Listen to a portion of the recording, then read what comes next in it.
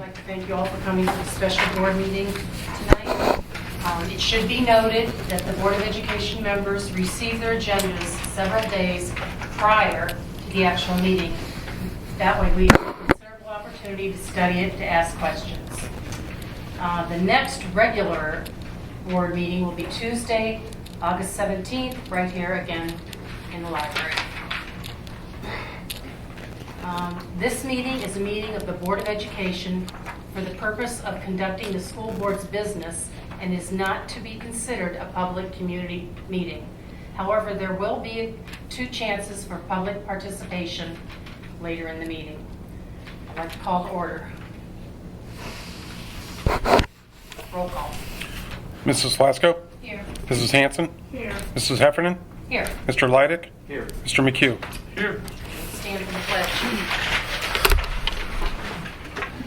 Pledge allegiance to the flag of the United States of America and to the republic for which it stands, one nation, under God, indivisible, with liberty and justice for all. That brings us to the public participation. If you have not signed in and you wish to speak, you need to sign in back at that table, please, and then give me the top copy. We'd appreciate that. So, the public is invited to speak at this time. Comments should be limited to 3 minutes, and no one may speak more than once on the same topic. Comments can also be emailed. Power on. Bluetooth. Sorry. Pairing. I Connected. said I could use audio, so sorry. Comments can be emailed to comments@woodridge.k12.os.us during the meeting. Any discussion of school employees would have to be conducted in executive session. Would anyone like to address the board? Hi, can you state your name? My name is, Do you have your sheet? Did you turn in a sheet? I turned in a sheet. I also have what I'm talking about. I have a page for each board member. May I approach you with these pages? Yes, you can give us the page. Okay.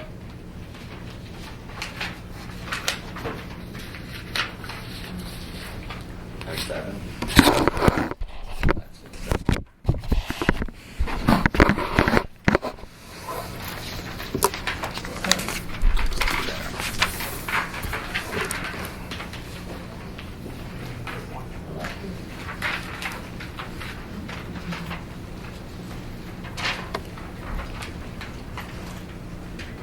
Thank you.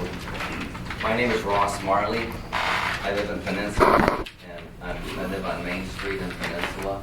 I addressed this board on the last meeting, June 30th, and my statement was that the burden of proof is upon the board to prove that our students, our children, were not safe.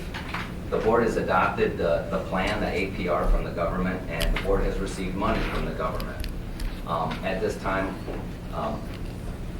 I want to talk about safety. I want to give some facts about what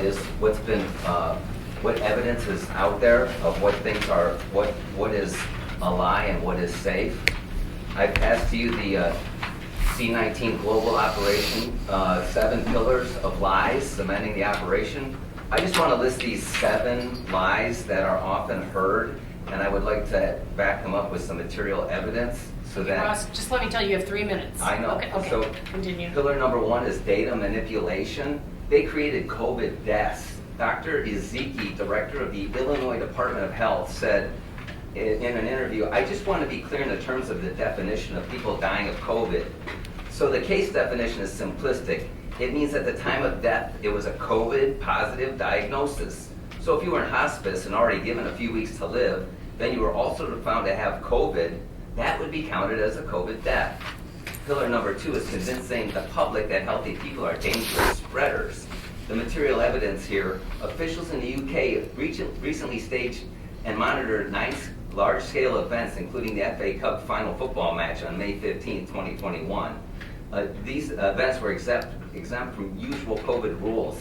The government confirmed to Sky News that 15 cases out of 60,000 people who attended, which is in the line with the broader population. Combine this with recent backtracking by Anthony Fauci. And Sir, you have 1 minute left, just to make sure, you know. Sorry? You have 1 minute left of your Thank 3 you. minutes. Pillar number 3, convincing the public that C-19 is predominantly airborne. MIT professor Martin Bazant conducted a study in May 2021. If you run the numbers right now in spaces, there's not need for occupancy restrictions. The study suggests all you need are new fans to keep air moving and not a new filtration system. So send the money back. We don't need to invest it in dehumanizing our students. Number 4, convincing the public that there's no natural herd immunity. Please, Dr. Marty McKay, a professor at Johns Hopkins, said the Liverpool-born doctor is just one of many credible professionals who believe that America has reached herd immunity already. Pillar number 5, convincing the public not to take ACQ. Dr. Janet Nishwat, in an interview in May 2020, said the FDA-approved drug has been around for years and is prophylactic. Also, the PCR tests, the inventor Carrie Mullins said that they should never be used to diagnose. And pillar number 7 is silencing the doctors that tried to warn us. I wish this board would not try and silence any of these facts, and I wish the board to receive this information as public record. Thank you. And We I have your give you information notice here. to correct the record in 30 days and stop the safety plan. Thank you for your comments.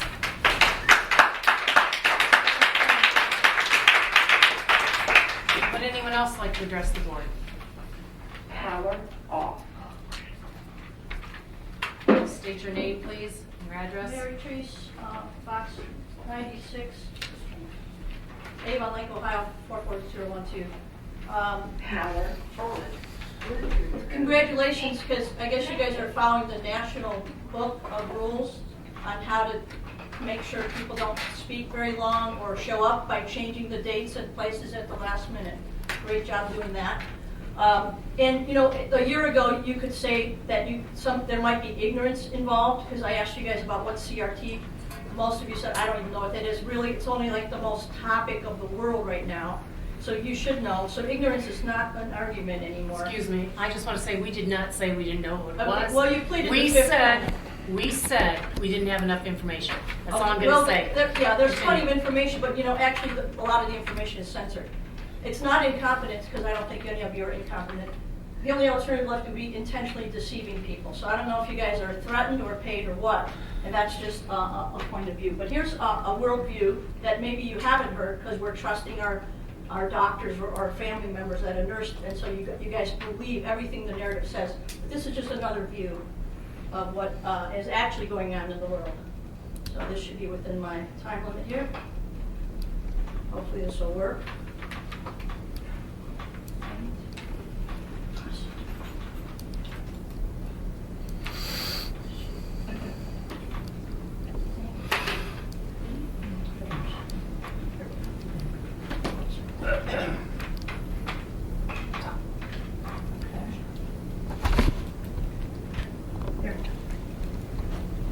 What we're actually seeing is the systematic implementation of the fall of the Republic and the rise of the corporation of the United States. Every major event is a step in the ladder to achieve that end. COVID is just another rung of the ladder, which is why there's a deliberate mixing of all the wordplay, right? I mean, we should stop calling it, quarantine. That's a term designated for people that are verified. 1 minute left of your time. This is Well, I a got interrupted house by arrest the mandated by conversation, the so- state. Thank you. You should stop calling it, social distancing. There's nothing social about forced isolation. We should stop saying safer at home, when millions of Americans don't have basic necessities adequate to fit their needs. It assumes that everybody's home is equally as safe as the people that are making the statements. We should stop saying, this is for the greater good, right? When you close the economy, killing millions of businesses that families have worked generations to establish, that's anything but good. We should stop saying this is the new normal. That's just blatant mind control dribble. There's nothing normal about forced isolation, treating your neighbor like they have the plague, breathing your own bodily waste, wearing masks, living in constant fear of contamination. That's normal. I mean, after all, if the virus is so deadly, why hasn't it wiped out the homeless who don't social distance, wash themselves regularly, let alone live or have access to a sterile environment? 1.5 million people died of tuberculosis. Why were you not wearing a mask during the tuberculosis pandemic? You were endangering, public health and safety along with billions of other people around the globe. So why didn't you wear a mask? I'll tell you why. Because the mainstream media didn't tell you to wear a mask. Right? And so because there were 1.5 million people Tammy, 3 died minutes. Okay. from tuberculosis. Okay, I'm sorry, you have to stop with There was this. no This is about the life and death of our Anyone children. And I can- gave It's you almost extra done. We got interrupted when you were telling me And I about. gave you extra What you're time. really Your 3 minutes are up. participating in is a beta test for AI systems and facial recognition.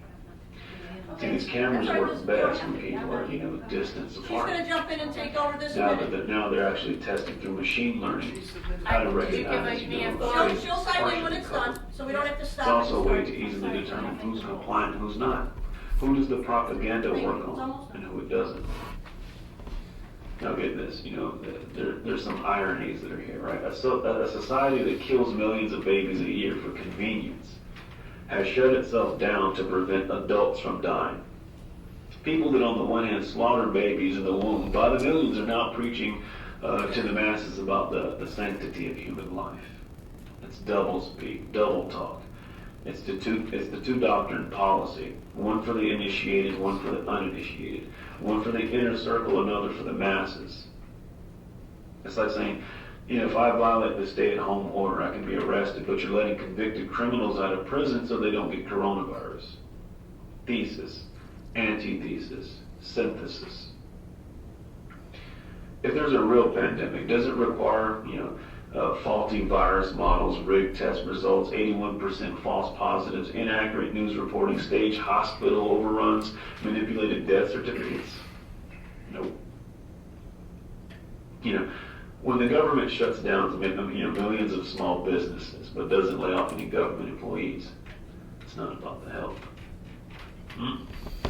When the state bans dentists from practicing but deems it necessary for abortion clinics to stay open, it's not about your health. When the state prevents you from buying seeds for your garden but allows you to purchase lottery tickets, it's not about your health. An institution that has the ability to destroy all of Earth through alleged nuclear warfare should not regulate personal self-defense. An institution that's caught trafficking drugs shouldn't be able to regulate plants. An institution that's racked up $23 trillion prior to coronavirus in debt shouldn't be allowed to manage the retirement fund. An institution that was caught spreading STDs 1 minute remaining should of your not be time. allowed to run healthcare. If people are really concerned about public health and safety, in general, but they don't care if people eat garbage, drink poison, smoke cancer, and take prescription drugs, but think that toilet paper, hand sanitizer, and masks are going to protect them from the boogeyman coronavirus. This is a special kind of stupid that I can't address here. You should ask yourself a couple basic questions. When did you consent from you creating the government to serve you to you serving the government ruling over you? If you want to know, who's in charge, just think about who you can and can't criticize. Thank you for the extra time and allowing that to happen. And I apologize last time because I think you took offense to it. I didn't mean that. You said, when I asked you, why are you following the CDC? And you said, well, I'm not to follow CDC or health. When you're little, your mom says everybody jumps off the bridge, would you Ma'am, jump off the bridge? your So 3 that's all minutes I are wanted up. to say with that. And you actually already spoke. Yep. Thank you Okay, for House comments. closing. Okay, would anyone else like to address the board?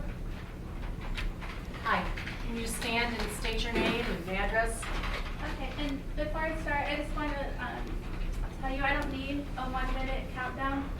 Okay, just Okay. let me know when my 3 minutes is up so that way you're not interrupting. My name is Jocelyn Kopic. I live in Medina County, 3838 Weymouth Woods Drive. I'm an advocate for all students, not just students in my district. I just want to remind you about the Constitution. As citizens of the United States, especially as elected officials, you are bound to the Constitution of the United States. I'm just going to read a little part from it. We hold these truths to be self-evident, that all men are created equal, that they are endowed by their Creator with certain unalienable rights, that among these are life, liberty, and the pursuit of happiness. That to secure these rights, governments are instituted among men, deriving their just powers from the consent of the governed. That's us, at our consent. That whenever any form of government becomes destructive of these ends, it is the right of the people to alter or to abolish it, and to institute new government, laying its foundation on such principles and organizing its powers in such form as to them shall seem most likely to affect their safety and happiness. Prudence indeed will dictate that governments long established should not be changed for light and transient causes, and accordingly all experience hath shown that mankind are more disposed to suffer while evils are sufferable than to right themselves by abolishing the forms to which they are accustomed. So I just want to remind you, when Thomas Jefferson wrote the Declaration of Independence, he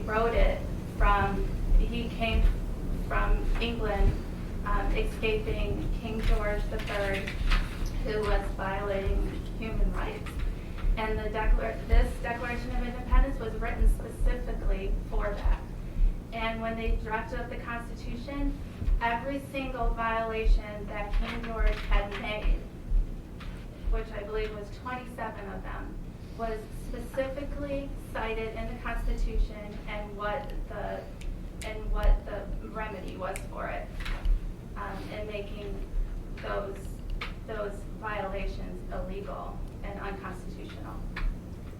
So I just want to remind you that every single one of you, not only are you liable in your position here as a board, but you're also liable for at your own individually.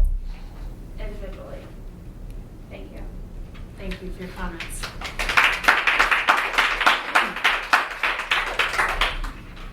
Would anyone else like to address the board? Okay. Oh, I'm sorry, I didn't see you. Can you please stand and state your name? My name's Jamie Purnett. I live at 3367 Orchestra Street. I actually live in the district and have 2 children in the district. I have handouts that I'll just wait until the end to pass out, if that's all right. Because frankly, I'm sure you're all well aware of what I'm going to give you. So I won't stand here and insult your intelligence to assume that you aren't aware of the regulations that are in place. So, my name's Jamie Purnett, and I have 2 children in the Woodridge Elementary School District.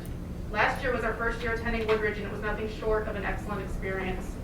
The Virtual Learning Academy option was a blessing to my family, along with many others. I'm here today to address the board in the hopes that I can offer a different perspective on the hotly debated topic of mask requirements. As we closed out the school year, we were cautiously optimistic that both of our girls would be able to safely return to in-person study in the fall. Over the summer, I spoke with their pediatrician, the director of infectious disease at Akron Children's Hospital, who also treats my children, and their immunologist, who is also a member and board certified at Akron Children's Hospital. All were on board with them returning to in-person attendance in the fall. All also mentioned during our conversations that since anyone unvaccinated should still be wearing a mask, the risk of transmission would be low. By all accounts, Woodridge did a phenomenal job last year implementing all of the recommended safety protocols to ensure that those that wanted to return could do so safely. They still managed to offer an incredible virtual learning opportunity for those who could not attend. We chose virtual, and I watched my children grow and frankly thrive while learning from home. I understand that's not the case for all virtual learners, and every year can be different, which is why now more than ever, we need to create the most inclusive environment possible for all students. Recently, a letter was sent to all parents in the district requesting that we choose either option A or option B for the upcoming year. The letter that was sent out began by stating that Woodridge would be following the guidelines and protocols of the Summit County Department of Health, the CDC, and Akron Children's Hospital.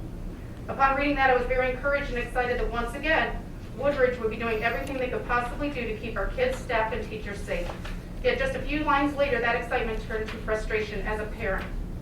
The frustration jumped right into confusion when I read that mask and facial coverings will not be required, but will be encouraged for those who are not vaccinated. By not requiring those who are unvaccinated to wear masks, Woodridge is choosing to go directly against the recommendations of those agencies outlined just a short time ago in that letter. Not to mention the American Academy of Pediatrics' most recent recommendations as outlined in the handouts I have.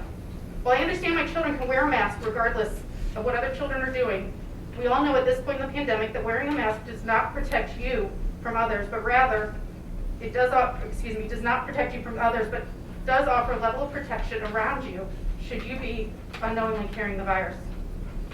Regardless of which news channel you watch, every one of them is consistently reporting that the much more contagious Delta variant is now the predominant variant across the United States. To not implement something as simple as wearing a mask is in direct contrast to the recommendations of the agencies I mentioned. Well, here's more, but... Can I go ahead? Sure. Okay. Academy Award, and how much did they pay you to do that? Ma'am, How much did they pay you? please sit down. You're out of I'll order. defer to the Why not? professionals. It's following a lie and a narrative that's a lie. Please. Thank you. Good point. Mr. Davis is going to address Thank you. this very issue in his talks. I appreciate that. Thank you. Thank you. Thank you.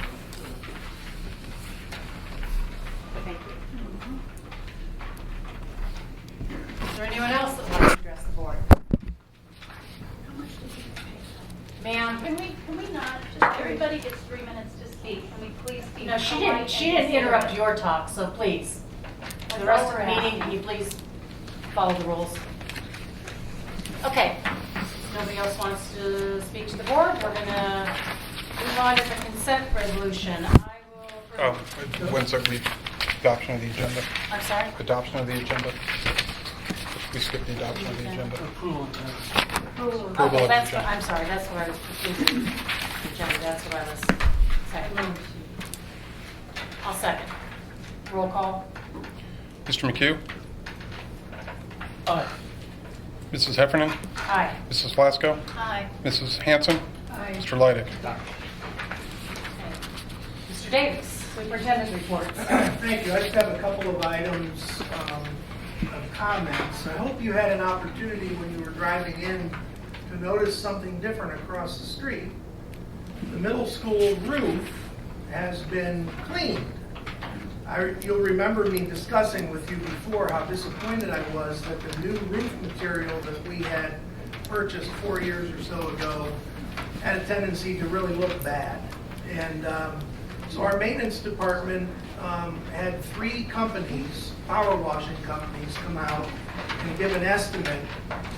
And what they did was they gave each company a little section of the back of the roof to see which one knew what they were doing with the solutions that they were using. It turns out that that particular roofing material tends to mildew. And that's what the companies found, that if they used a certain detergent, it could clean it better. So it ended up that Trotta Power Washing, a local business, won the bid, and or had the best price, I should say. And they cleaned it the other day. And Mrs. Hanson, you and I have talked about this a number of times. If you look at that roof, it looks as good as it did the day we installed it. So I don't know how often we're going to have to clean it now that it's been cleaned, but Tom and I are talking about how perhaps our guys will be able to do it in the future now that we know what kind of solution to use to get the best results. So that's Sure they learn how to use a power washer. Well, our guys do. They Yeah. do quite a bit of power washing around the district, so that's a good thing. The second thing I wanted to talk to you about tonight hits where Mrs. Prentice was with her comment to you a moment ago. And this has been on the agenda since the agenda was created weeks ago to discuss.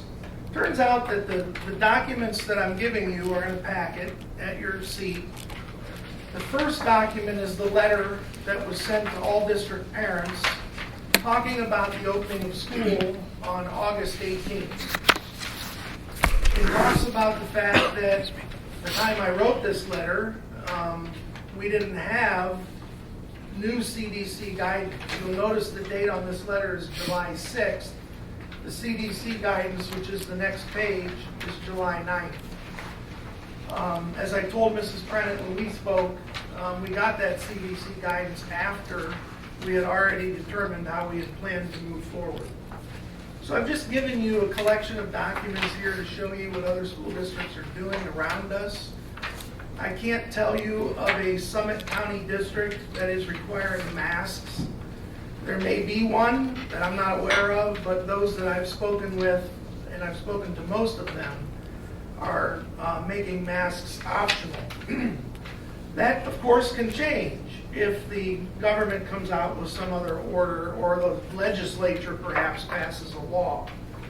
In fact, the legislature did pass one law that the governor signed, and while it doesn't become effective until 90 days after his signature, House Bill 244 states something quite interesting, and I included it in your packet. This is from Scott Scriven, our attorney.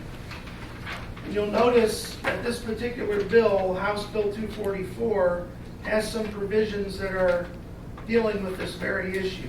And that says that a district's COVID-19 policies and procedures, including any masking or social distancing requirements, must apply uniformly to all students, staff, and visitors, regardless of their vaccination status. In other words, you can't have a rule for one group of people and a different one for the other group of people. So for those who are suggesting that we should tell our 12 and under population, 12 years and younger population, who are not vaccinated, that they should be masked, while the rest of the school district, who perhaps are vaccinated, that they don't have to wear a mask, goes completely against House Bill 244, which the governor has signed, and it will be law in just a few short weeks. It actually goes into effect on October 13th, as this document states. So we have CDC guidance that says we should ask our kids, or we should mandate that they wear masks. We have the American Academy of Pediatrics that now says everybody should be masked. We have the Summit County Health Department that has yet to come out with anything in writing, but in a discussion with superintendents this week, it was suggested that we have mask policies that require those who are unvaccinated to wear masks. The problem I have is we have legislation that says no, you can't have it both ways. Excuse me. So I come back to you with all of this data, all of these documents, that one of which was this morning's Beacon Journal, which had a big story about what parents are asking about masks and what school districts around the community are doing. And I can tell you that the vast majority of Summit County districts are saying that masks will be optional in the coming school year. And I know there are those in our community who are wishing for us to say that we would require masks. But if we do that, we have to require masks for everyone. And I know from earlier conversations that this board was not prepared to do that, given the situation that we find ourselves in. So we've informed the community that masks will be optional unless you decide differently. The plan that we submitted to Columbus for the reopening of schools says that, and it also states that the superintendent shall have authority to reverse course should conditions warrant later in the year, God forbid something, a surge or something happens that would require that. So I offer you all this tonight just to bring you up to speed. Mrs. Prennett has been very passionate about her position, and other parents have as well. For every parent that I have that contacts me about wishing we would require masks, I have another parent that calls to say, please don't make my child wear a mask. We of course do have the virtual option, which we are running through the Jefferson ESC, available for those that are not ready to send their kids back. I know it's not the same, it can never be the same than actually having your child in class. Where on earth is my voice going? All of a sudden, That's all right. end of July. People are probably glad to not have to listen to me too much longer. Anyway, I bring this to you to just ask you, do you want me to change direction? Do you feel that we're on the right track? We have some time. Obviously, school doesn't start until the 18th of August. I think we can see what happens in the coming weeks. However, our parents have a deadline of July 26th rather, to let us know what their option choice is moving forward. And I know that that's creating some angst for some of our families, not knowing for sure yet which way to go. So there you have it. Anything from board members about the issue? No, sure enough. Is there any way to move that deadline past the 26th or no? Well, we're going to take parent decisions up until the first day of school. So while we would love to have them sooner, we certainly are not going to not take Right. the option if it comes after the 26th. However, I would say the week of the 16th of August, those that we haven't heard from, we're going to assume that they're coming back full time. Just because we have to, account for each child. So I just wanted you to be aware of the discussion. The superintendents around the county are Zooming regularly to talk about different thoughts about these issues. So far, we are in the majority. I mean, that's what not that matters to us, but it seems to be that most districts are at the point where they believe optional is the way to go. I know that's not what everybody wants to hear, but that is what the majority of the districts are doing. That's all I have. Thank you. Let's move to the treasurer's report. Well, with June being the end of the fiscal year, I'm here to report to the board and everyone that our general fund did have higher revenues than we did expenditures, and that doesn't always happen every year, so I'm always grateful when it does. It hasn't happened in the past, and there will be years to come when it doesn't happen again, so anytime that can happen, we're always happy to have a year in the black. Also, our food service program ended in the black for the second year in a row, so after a couple decades or so of ending in the red and having to transfer money, 2 years in a row now it has ended in the black, so we're very happy about that. Biggest thing to speak to the board about is House Bill 110, the Fair School Funding Plan.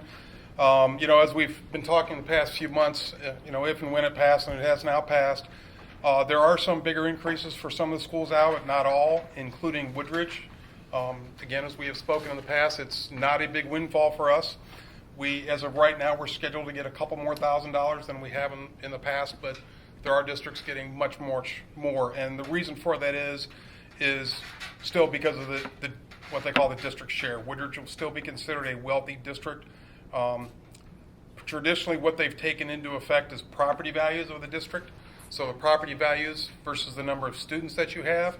Now they're also taking income into that aspect also. 40% of that is income versus property values.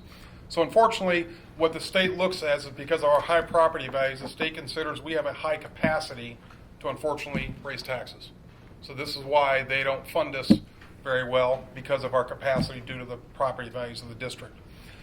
While the new formula is not, again, producing a big increase for us, it's still a better all mechanism to fund schools and how they do it.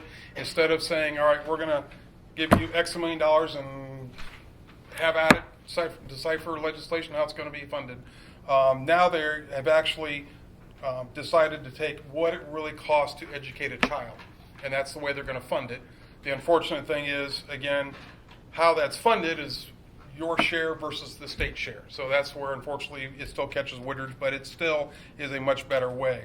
There are a few other things in it. One of them, as we talked about when we were talking about the 5-year forecast in May, the Student Wellness Success Funds, which is the governor's big thing that he put in when he came in, money that we got, we had to put it in a separate fund. It was not in the general fund. Now it is going to be in the general fund. There are still stipulations on how we can spend that money.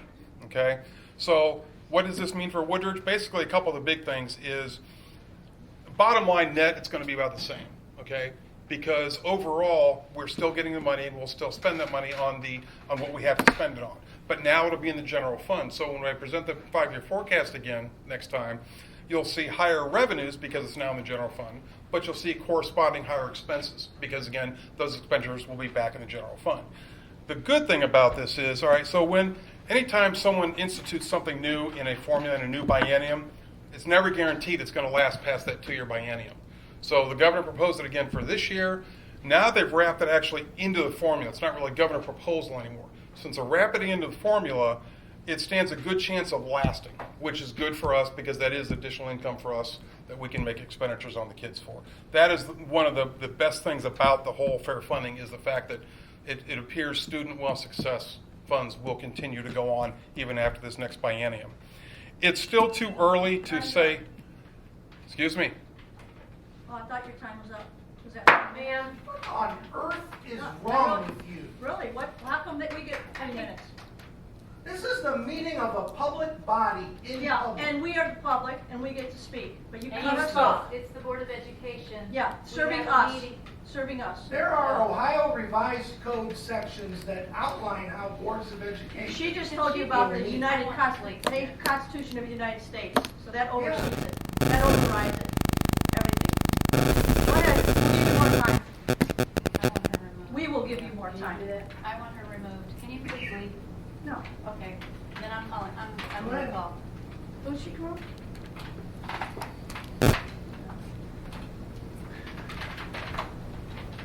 Excuse me. Not here.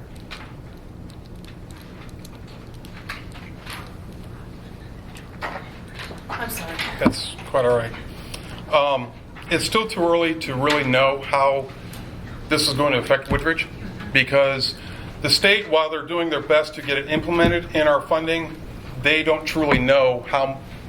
They aren't able to input the things this quickly because there were a lot of changes in what legislation passed. We're probably really not going to know until October how it's going to affect us this year. Even beyond that, the next year, we probably won't again know for quite some time. But we're going on a lot of theories right now and what's supposed to happen, but we really won't know until the foundation reports come in October. By that time, ODE, the Ohio Department of Education, should have it to us on what we were supposed to be receiving this year.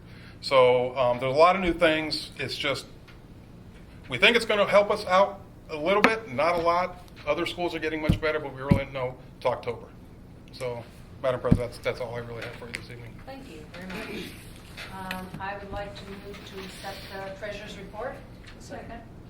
Anybody have any other questions or discussion? I think you pretty well told us everything, so let's go to roll call.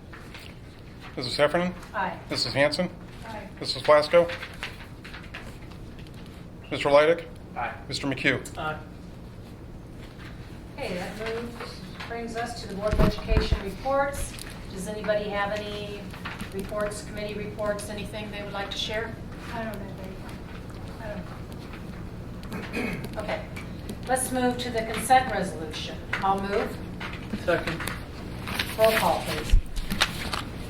Mrs. Heffernan? Aye. Mr. McHugh? Aye. Mrs. Hanson? Aye. Mr. Leidig? Aye. Personnel. We have a certificate of staff. We have 1 through 5. I move. Second. Discussion. It's good that we're able to recall a number of the people off the reduction list for the coming school year. I have one question. Does Jeff Decker expect to continue to be part-time for the next For years? the foreseeable future, yes. Anything else? Roll call, please. Mrs. Hanson? Aye. Mr. Leidig? Aye. Mrs. Heffernan? Aye. Mr. McHugh? Aye. Classified staff, we have 2 to 3 items. I'll move that. I'll second. Any discussion? We always like to comment, or I always like to comment on the resignations for retirement. Both Amy Welsh and Connie Doxey have been great employees in the district for a number of years. And we have already posted their positions because they're in real critical spots in the district that need to be replaced. They will be missed. Yes, I will. Anything else? Roll call, please. Mr. McHugh? Aye. Mrs. Heffernan, Aye. Mrs. Hanson? Aye. Mr. Leidig? Aye. Okay, C, supplemental contracts. So moved. We just have one. A second. Any discussion? I'm excited to see how our girls varsity golf team does. The new coach is a pro from the local golf course country club in the county. And he's agreed to take on the coaching duties. So with that kind of instruction, Is this new this year, coming year? for him, yeah. No, but we've had girls before. Oh, yeah. sure, Yeah, sure. that's what I thought, okay. Anything else? The volleyball coaches, are they teachers here? They're all off staff. Roll call, please. Mrs. Hanson? Aye. Mr. Leidig? Aye. Mrs. Flasco? Aye. Mrs. Heffernan, Aye. Mr. McHugh? Aye. Okay. Recommendations, A. Now I'm going to try to say this I one. can never say it. Koinonia. Koinonia? Koinonia. Koinonia. Close. Okay, Koinonia Enterprise Contract. I'll move. I'll second. Discussion. This organization does incredible work with some of our most handicapped students with transition and work study and that kind of thing. It's just an incredible program, and we're lucky to have them as a part of our team. Anything else? Roll call, please. Mrs. Hanson? Aye. Mr. McHugh? Aye. Mrs. Flasco?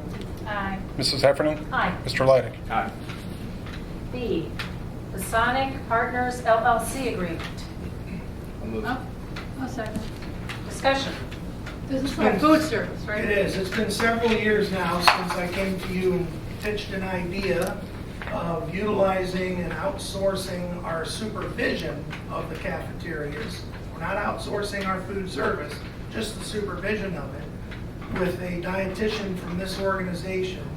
In the last 2 years, we are in the black in food services, which is a real That's a record. plus. And if you talk to other school Ever, board members forever. and other superintendents around the county, it's quite a coup to get your food service program in the black. So I'm proud of that move, and there's no reason not to continue working with Mosaic Partners. Thank you. Roll call. Mr. Leidig? Aye. Mrs. Hanson? Aye. Mrs. Flasco? Aye. Mrs. Heffernan, Aye. Mr. McHugh? Aye. C, Educational Alternatives Agreement. I'll move that. I'll second. Discussion. Ed Alternatives is a placement school where kids who are very troubled sometimes go to do some rehabilitation. And they hold a number of seats for us. If we need them, they're available. If we don't have to pay for them. So this is that agreement for the coming school year. How long do kids normally stay in a place like that? I have seen cases where there are kids there for a couple of weeks, couple of months, and there are some kids that are there for the whole school year. It Okay. just depends on the situation. Roll call, please. Mr. McHugh? Aye. Mrs. Heffernan, Aye. Mrs. Flasco? Aye. Mrs. Hanson? Aye. Mr. Leidig? Okay, D, the Ohio Coalition of Equity and Adequacy of School Funding. I'll move. I'll second. Discussion. This is Bill Phyllis's organization. We've been members since it began, I believe. And I would suggest to you that some of the most timely and on-point discussion comes from his daily emails about the condition of what's happening with public education in our state and nation. Thank you. Anything else? Roll call, please. Mrs. Hanson? Aye. Mr. McHugh? Aye. Mrs. Flasco? Aye. Mrs. Heffernan, Aye. Mr. Leidig? Aye. E, Red Oak Agreement. I'll move. Second. Discussion. Many of you may remember this organization better as Pastoral Counseling years and years ago. Now it's Red Oak. Red Oak has sort of social worker, counselor type folks, it's all licensed and certified in each of our buildings. And they work alongside our guidance counselors to provide additional social supports for kids that are in need of additional help. They work with the whole family, not just the student. Okay. Anybody else? Roll call, please. Mrs. Heffernan, Aye. Mr. Leidig, Aye. Mrs. Flasco, Aye. Mrs. Hanson, Aye. Mr. McHugh. Aye. This is F, school meal prices. I'll move. I'll second. Discussion? Yeah, you may look at this and say, why are we approving meal prices that have no dollar amounts except for one? We have to charge, obviously, our adults who work in the district or maybe visiting in the district if they buy breakfast or lunch in our cafeterias. The federal government is reimbursing all public schools for the cost of lunch and breakfast this year again. So those areas are listed as free because in fact they are free. There are prices, of course, for our a la carte items in the cafeterias, but those are per item and they're not part of the tray lunch or breakfast. So $2 for breakfast, $4 for lunch for adults in any of our schools. Can't beat it. They do a great job. Anybody else? Roll call, please. Mrs. Hanson, Aye. Mrs. Heffernan, Aye. Mrs. Flasco, Aye. Mr. Leidig, Aye. Mr. McHugh. Aye. Okay, G, food service helper substitute rate. Oh, did you move? Yes, he did. Second, whatever. Discussion? I just still think it's too low. A number of years ago, it seems ridiculous now looking at it back, but we set our substitute pay at $10 per hour in all departments except food service. And it was because we were ending the year in the red and we didn't want to incur additional costs in food service at the time. Now we believe it's time to bring food service up to where everybody else is at $10 an hour. And as Mrs. Hanson correctly states, that's still ridiculous because pretty much everywhere else around us is paying even starting wages for jobs much higher than that. So it may be something we have to look at in the future. We are having difficulty filling positions, particularly in the food service department. Well, hopefully with a little bit of increase, we'll... Roll call, please. Mr. Leidig, Aye. Mrs. Hanson, Aye. Mrs. Flasco, Aye. Mrs. Heffernan, Aye. Mr. McHugh. Aye. H, Duralast roofing project for Woodridge High School entrance hall. I'll move that. Second. Is this the same roofing we have over there? No. This is a flat roof, so you're not going to see it. But it is Duralast, which is the same company, the same material that we've been They're not using. gonna raise it in the mill, so. We've had great success with it so far. We did if you remember earlier in the summer, we did the section down toward the field house. That is finished, and now we'd like to do the part right above the lobby, kitchen, hallway area here at the high school. That's what this is for, and it's through the, I think this is a TIPS project, which is the Council of Governments bidding that we're a part of. Thank you. Roll call, please. Mr. McHugh, Aye. Mrs. Flasco, Aye. Mrs. Hanson, Aye. Mrs. Heffernan, Aye. Mr. Leidig. Aye. Okay, that brings us to the finance. We have a purchase order. Just one. I'll move. I'll second. Discussion. Unfortunately, when we were closing out the year, we inadvertently closed out a purchase order and then we received an invoice for this company. We do owe them this money, but since we closed it, I need your approval to open it back up so we can pay them. You just can't do that click on the computer. No, I could, but I still need your approval because we closed the fiscal year and Good. it took place already. I am. Makes sense. Yeah. I really. Yeah. Okay. Roll call, please. Mrs. Heffernan, Aye. Mrs. McHugh, Mr. McHugh, excuse me, We both say aye. Mrs. Flasco, Aye. Mrs. Hanson, Aye. Mr. Leidig. Aye. Okay, B, fund advances and transfers. So moved. I'll second. Discussion. These are our normal July advance and transfers that we do to start out the year so that these funds don't earn the red. I'm talking about transfer funds now, Mhm. not the advance. Mhm. Since we do this every year from when I can remember, why can't we just put this a line item in the general fund? Well, because it would still be a transfer and it still needs your approval. Or in other words, we're always going to pay it back. That would be an advance. To transfer the money, either on an advance or a transfer, I still need your approval to do that. Yeah, got it. Because they are athletic fund expenditures, and that's where we need to move the money to, rather than taking it out of the general fund. Got it. Okay. Roll call, please. Mrs. Hanson? Aye. Mr. McHugh? Aye. Mrs. Flasco? Aye. Mrs. Heffernan? Aye. Mr. Leidig? Okay.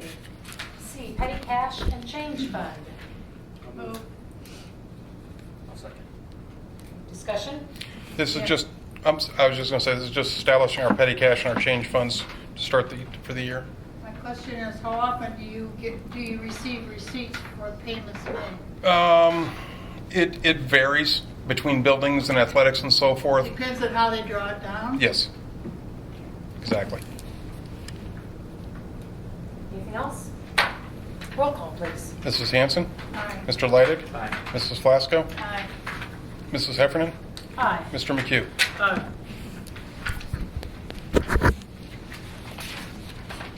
Okay, this brings us to our second public participation. Is there anyone else that would like to address the board? You have 3 minutes. Is there anyone? Okay. Oh, I'm sorry. I know I'm not allowed to speak on the same topic again, Correct. but am I allowed to speak a second time? Yes, if it's on another topic. Am I allowed to yes, ask a question before my time starts? Or, Sure. I just have a question about, it's Jamie Burnett again. Just to what you mentioned about the House bill and the continued discussions with the districts and such, is that with the next board meeting not being until the 17th of August? I'm assuming that that's just a fluid continuing discussion that's happening, or how does that process play out if those recommendations do come in? So the Prior to the superintendent special. and the treasurer can ask the board president to call a special meeting. Okay. When and if one would be needed, and that would be my intention. That would be the intention, If okay. something were to change. Okay. Well, oh, I'm sorry, go ahead. Just to let you know, when we do change a meeting, we do advertise that Oh, in yeah, I several saw plenty of places. notice. Yeah. And so everybody has ample time to, This will be our second year in the district, and the transparency and information that has come out of this board is nothing that we've ever experienced at any other school. So I appreciate that. And I guess that, so to start my time, I just wanted to say, I think sometimes it is forgotten that children are watching us, watching our behaviors. They're they will mirror our behavior. This is a live streamed meeting. My 10-year-old is sitting at home, very excited. This is the first time she's ever watched a board meeting, let alone, You on anything else, TV. because I'm on TV, yes, on the laptop. So I'm very excited to hear what her thoughts are when I get home, because she's absolutely fascinated with government. She learned all kinds of things from Ms. Bartleson last year. It was one of her favorite, courses of study. But one of her other favorite things, and I would just say, is she likes the saying that ladies don't start fights, but they can finish them. And I appreciate what you did, and that you took control of the situation and brought the decorum back to this meeting. So thank you. That's all. Thank you. thank you. Okay. I will move to adjourn at 6:54. Second. Roll call. Mrs. Heffernan? Aye. Mr. McHugh? Aye. Mrs. Flasco? Aye. Mrs. Hanson? Aye. Mr. Leidig? Thank you, everyone, for coming. Did we approve these appropriations last time? The temporary, June 30th, the temporary ones, yes. The last time? Yes. I'm surprised it was counted inside the